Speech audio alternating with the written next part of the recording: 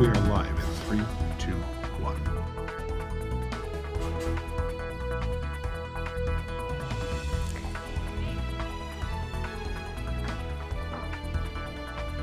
Sandy City firefighters rescue a deer that got stuck in a retaining pond.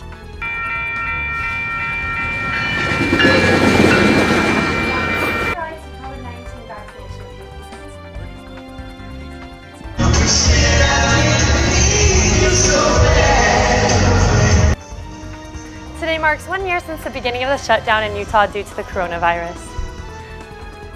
Welcome to NewsLine. It's Thursday, March 11th. I'm Catherine Bennett. And I'm Tucker Thompson. President Joe Biden is scheduled to give his first primetime address tonight. It comes on the heels of his first legislative win with the passing of the COVID-19 relief bill. But as Britt Conway reports, the president could also be facing his first potential crisis as migrants flood the southern U.S. border. Today marks 1 year since the pandemic was officially declared, and President Joe Biden will deliver his first primetime address to commemorate the anniversary and remember the lives lost. But as he reflects on one crisis, another potential crisis is brewing at the border. A record surge of children crossing into the U.S. from Mexico by themselves. There are more children coming across the border than we have facilities for. On March 10th, the Department of Health and Human Services said about 8,100 unaccompanied children were being taken care of by folks from the Office of Refugee Resettlement. On February 28th, that number was 7,700. But these numbers don't include kids who were placed with sponsors. And when the February data comes out today, an agency spokesman says it, quote, will likely be historic.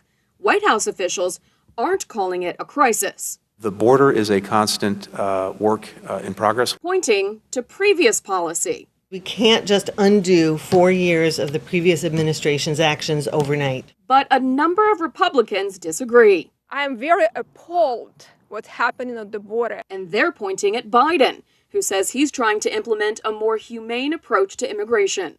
The Biden border crisis is real. President Biden is obsessed with repealing everything with Trump's name on it. Biden will speak for himself tonight. I'm Britt Conway reporting. Today marks 1 year since Utah Jazz player Rudy Gobert mocked COVID-19 during an interview.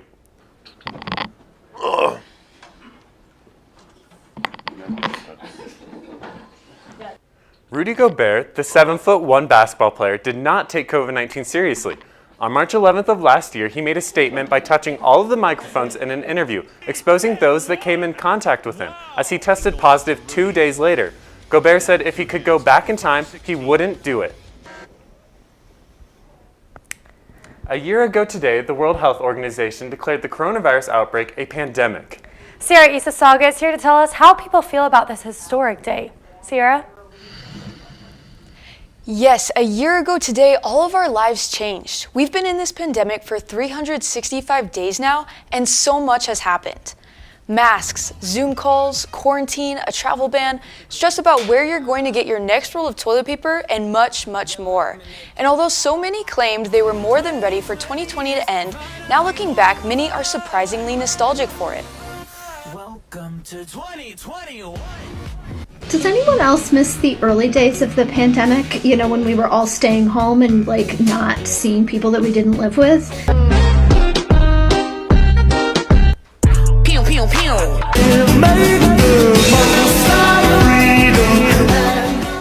While some are happily reminiscing on their early quarantine days, others are offended that something so traumatic could be taken so lightly. Madam Sandler says, I can't believe I'm seeing people romanticizing the first couple weeks of quarantine last year. We're so far gone, people aren't even romanticizing life before the pandemic anymore. And G says, this is absolutely beyond extreme. I was home most of the time. The people romanticizing this are seriously nauseating me. Well, I can see both sides of the argument, but I think John says it best in this tweet. He says, I'm not romanticizing this pandemic nor dismissing the horrors it brought us. This is just a simple appreciation for the resiliency of all of us in the face of adversity. Back to you guys. A year ago tomorrow, Utah's former governor, Gary Herbert, announced the start of COVID-19 restrictions in Utah. Today we stopped making decisions based on just the hope that things will get better. We're basing it on the assumption that things possibly could get worse and the spread could continue. In an effort to get ahead of the spread of COVID-19, Herbert announced a series of mandates that would be in effect for 2 weeks, including limiting large social gatherings of more than 100 people. Again, we're trying to be proactive and say this is the best policy and the best process for us to go forward with here to mitigate the spread of COVID-19. As the weeks continued and more people got infected, more restrictive mandates were enforced until Herbert issued a stay-at-home order and school closures at the end of the initial 2 weeks. A year later, and we are still amidst a pandemic, but Governor Cox predicts we will gather in large groups without masks by July 4th. If you're looking for a ride to your COVID vaccine appointment, Utah Transit Authority has got you covered. In an effort to effectively distribute vaccines to all communities, UTA will provide free fares to and from vaccination appointments. Before hopping on, riders must simply show their appointment confirmation, and the free ride is only valid on the date the appointment confirmation shows. This service is available for you to use until June 30th. The victim of a shooting in Kearns on Tuesday has been identified. Police say 32-year-old Alonzo Gerardo Garcia Mendoza was killed in an altercation in the parking lot of a meeting house of the Church of Jesus Christ of Latter-day Saints. Nothing else is known about the victim or the circumstances of the incident. Officers are looking for a red Saturn believed to be the shooting suspect's vehicle. The sheriff says the suspect is armed and dangerous, and anyone with information on this shooting should give the Unified Police Department a call. Well-known Salt Lake City deli owner and businessman Tony Caputo has passed away. Caputo is the owner of Caputo's Market. His family says he died suddenly after midnight yesterday. Caputo was the owner of the well-known Italian deli, selling everything from chocolate to cheese. They also offer classes to help people take their appreciation of good food to the next level. The Caputo family extends their love and gratitude for the many tributes and condolences they have received. A man convicted of murdering a Utah high school student in 1995 will not answer questions about the body's location. Timmy Brent Olson pleaded guilty to second-degree felony manslaughter in 2011 and the death of Kiplin Davis, who was a student at Spanish Fork High School. Olson is now applying for parole. However, Governor Cox signed a law in February that prevents parole for someone convicted of homicide unless the victim's remains have been found. Olson says that he has given all the information he has on the location of the body. A missing Florida child is possibly heading to the Brigham City area. 9-year-old John Weldon was last seen in Mount Dora, Florida on March 3rd. He is 4 feet 6 inches tall and weighs 55 pounds. He has brown hair and brown eyes. Police believe he is with his father, Daryl Weldon. Daryl is described as a 42-year-old man with blonde hair, blue eyes, 5 foot 7 inches tall, and 150 pounds. They are most likely traveling in a 2014 silver Mitsubishi Outlander with a Florida license plate. Anyone with information should call Mount Dora Police Department at 352-516-4232. The Grand County Sheriff's Office received a report of an overdue person yesterday. The individual missing is believed to be in a black Jeep with the hardtop on, pulling a metal trailer. The person was last heard from on Monday at 12:30 in the afternoon. They are believed to be in the LaSalle Mountain area. If anyone has seen the Jeep, call the Grand County Sheriff's Office. Utah Congressman Burgess Owens says he disapproves of a national voting rights bill.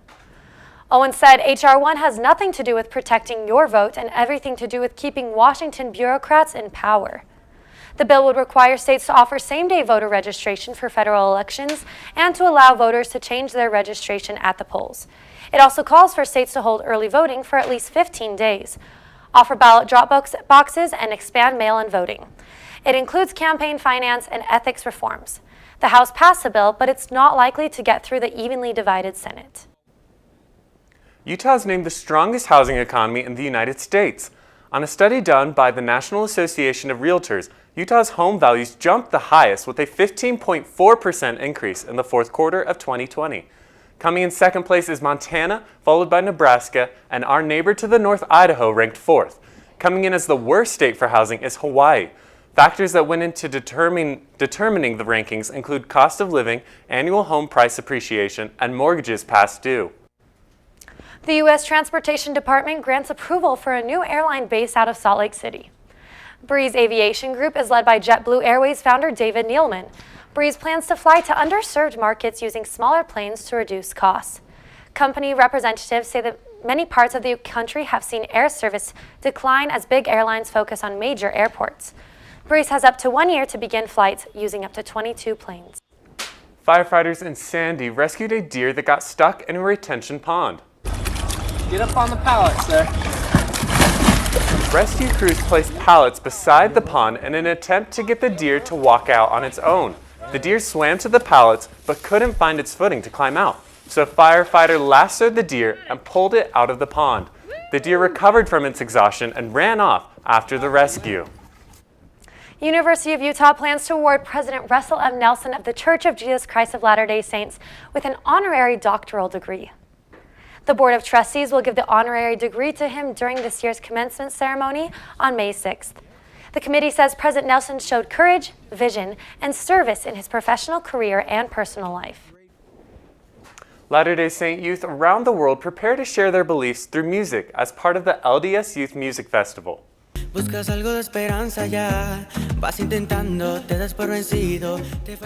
performances will be part of a pre-recorded virtual concert that will be broadcast on Wednesday, March 17th. The event aims to unite church youth, friends of other faiths, parents, and leaders in a musical celebration of worship. Music is like the best way to spread the gospel and a message that you want other people to hear throughout the world. The program also features messages from general authorities of the church, including President Russell M. Nelson and both the Young Women's and Young Men's General President. You can find the broadcast on the church website or youtube.com/strive2be. Police storm into a burning house. I don't know what happened. I don't know where it started from or how it started. See the video recorded with police body cameras and find out how many people were saved from the burning home. 3, 2, 1, 0. Ignition. SpaceX launches more satellites. What those satellites are doing for us here on Earth. A semi-truck crashes on the highway, where the truck burst into flames. And the sun will be saying goodbye for a little bit. I'll tell you what day Utah's best snow on Earth returns up next. My twin brother Jacob has an autism spectrum disorder. I remember one moment after being at school all day, I remember him getting into the car just bawling and saying, "Mom, I have no friends. Why don't I have any friends?" It broke my heart.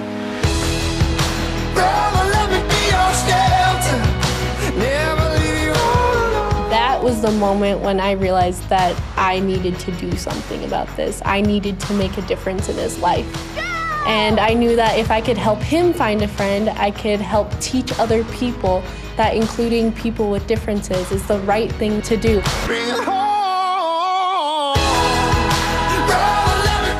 That was the inspiration behind my nonprofit, Score a Friend. Educating people to include people with differences is so important because when Jacob's included, he feels like he can succeed in life and he feels like he actually has a purpose.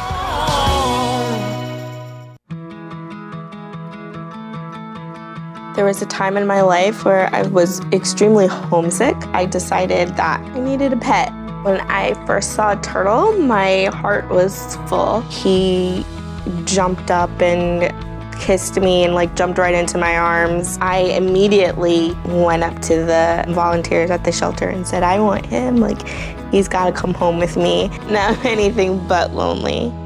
Every day with Turtle is a perfect day and keeps me company when I'm doing schoolwork.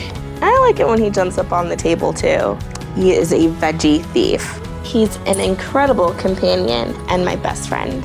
Can't say that I've met anybody that doesn't love him too. When I adopted Turtle, I discovered all the things that make him unique. He's a little bit of a lot of things, but mostly he's all pure love.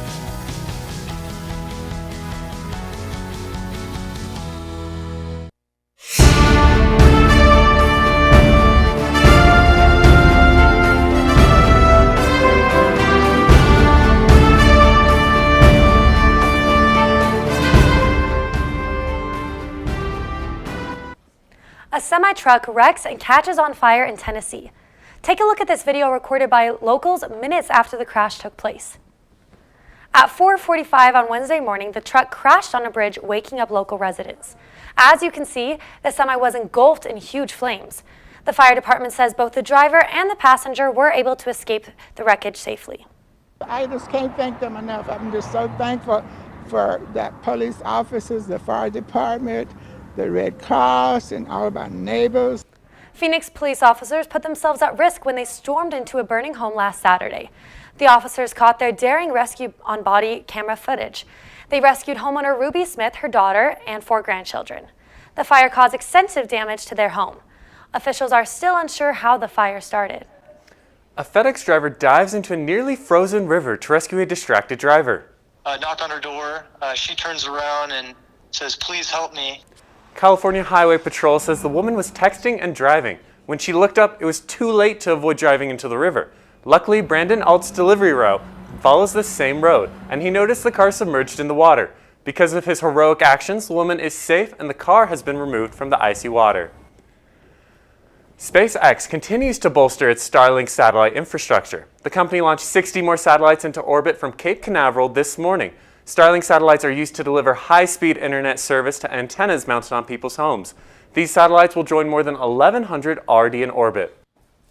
President Biden put a freeze on a bill designed to reduce the cost of insulin. As NewsLine reporter Andrew Reed tells us, the freeze could end in March, making the life-saving drug available to millions of people at a lower cost. President Biden put a freeze on 4 executive orders that President Donald Trump signed last July, aimed at reining in the cost of prescription drugs. The discount allowed seniors who sign up for enhanced Medicare to receive a 30-day supply of insulin for only $35. I definitely feel like it should be a thing to reduce insulin prices because it's something that I need to live. A White House spokesperson said Biden could unfreeze the discount in March. I use insulin every single day, and I have every single day since I was 9. So obviously if it's more expensive, that's not super favorable for me. For people with diabetes, these things can cost them thousands of dollars. You can get like one of those huge bottles of Tylenol for like, what, $10 at Walmart, but you don't need Tylenol to live. I don't want to have to pay $700 to live. People who have diabetes use insulin every day. It is a constant monitor for their blood sugar levels, eating healthy foods, and taking insulin when needed. Utah Insulin for All is an organization created to advocate for affordable insulin to those who need it. Having one less stressor in our lives would be amazing. Not having to worry about how we're going to afford the medication that we need to live. Arsenault says the goal of the organization is to advocate for pharmacies to ultimately reduce the price of insulin. You can use the hashtag #InsulinForAll and find their organization on social media. The review of the executive order puts the cost of insulin in question. There is hope that the president will unfreeze the bill and decrease the prices to make them more affordable for diabetics. Reporting for NewsLine in Provo, I'm Andrew Reed. It's almost time to spring your clocks forward for daylight saving. As NewsLine reporter Chloe Stewart tells us, there are a few other things you'll want to do in your home. Chloe? Daylight savings time is just around the corner. But your clocks aren't the only thing around your house that need to be changed. Daylight saving begins this Sunday, March 14th. As you set your clocks forward, don't forget to check your smoke detectors to make sure they function properly. Don't forget your carbon monoxide detectors too, as these devices need yearly maintenance to prevent accidents in the home. If you change it every year when you change the clocks, say it's the fall back or the spring forward, whichever it is, pick one and change the battery. If the battery on your smoke detector runs low, it will make a repeated chirping sound to let you know you need to change it. To replace the battery, switch out the battery, close the compartment, and press the testing button to make sure that the alarm is working properly. You have a smoke alarm that is yellow.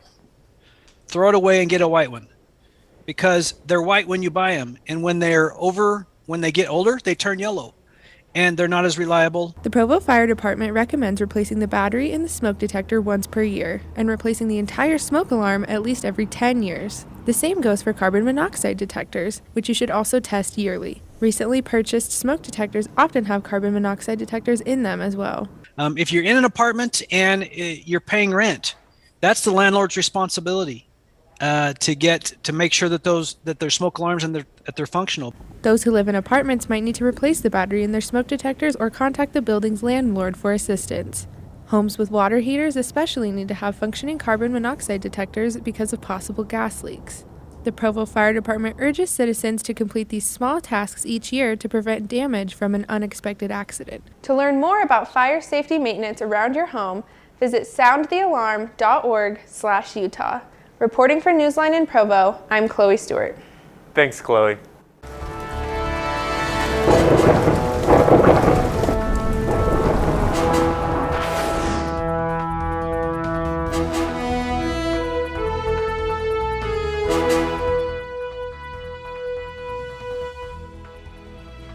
Check out this video from Los Angeles. Cars are stuck from a storm that caused mudslides. And while some areas were under mandatory evacuation, the fear of the mudslides caused some Californians to leave their homes. A fire in December created burn scars, which is why these mudslides were so big. In general, the West Coast has been very dry, so it's good for us to get any water we can. And we have some heading our way. Behind me on our radar, you can see these cloud swells over Utah. These are the current conditions we are seeing right now, but this will transform into snow the next 48 hours, which is really critical. You can see the blue, which is considering 2 to 6 inches of snow. The purple, though, is 8 to 14 inches, and it is gathering all around Utah from the south to the north. So if you are traveling, prepare accordingly. For today, we are all hovering in the 40s and 50s because of that cloud coverage, and the weather isn't really allowing much movement. It will feel cooler than normal as well.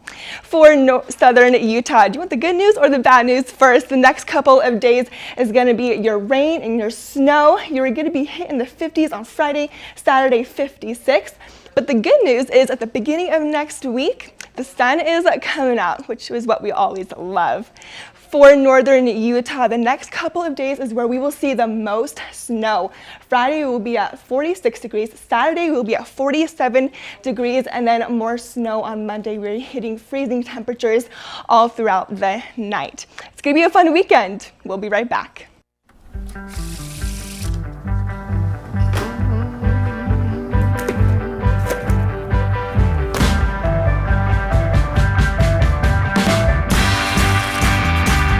Time and time again, when I'm doing street magic, I'll walk up to someone and I can just see that they're against me, right? They don't want to be amazed. They don't want this experience to happen. But then the magic happens. Can we be there? And all of that falls away. I know that some will say, come on, man. Matters a little bit. Stunned. I believe in magic. It's the experience of waking up and seeing things the way you saw them before they became ordinary. I needed to try. That's the goal. I'm looking for that experience of wonder. Never get old.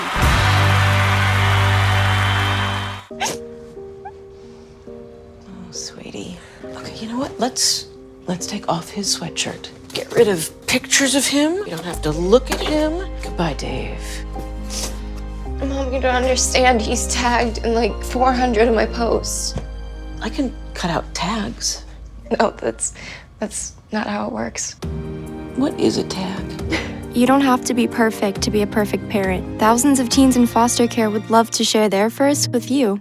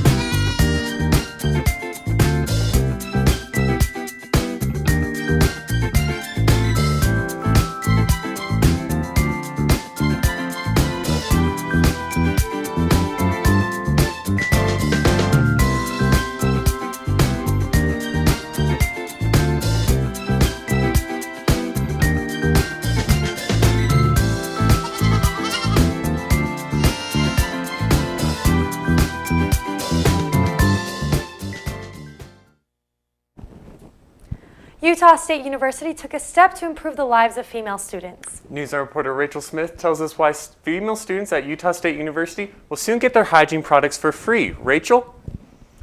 USU student Brock Hardcastle spearheaded the Free Feminine Hygiene Project, an issue that was brought to his attention while campaigning for business senator in the Student Association. She came up and said, hey, one of your points on your platform is empowering student voices, and I have like an idea on something specific you can do in order to empower the voices here in the business schools. Hardcastle says he hadn't considered the issue before, but could empathize by imagining his twin sister needing the products and not having a quarter to purchase them. it seemed a little outdated, to be candid.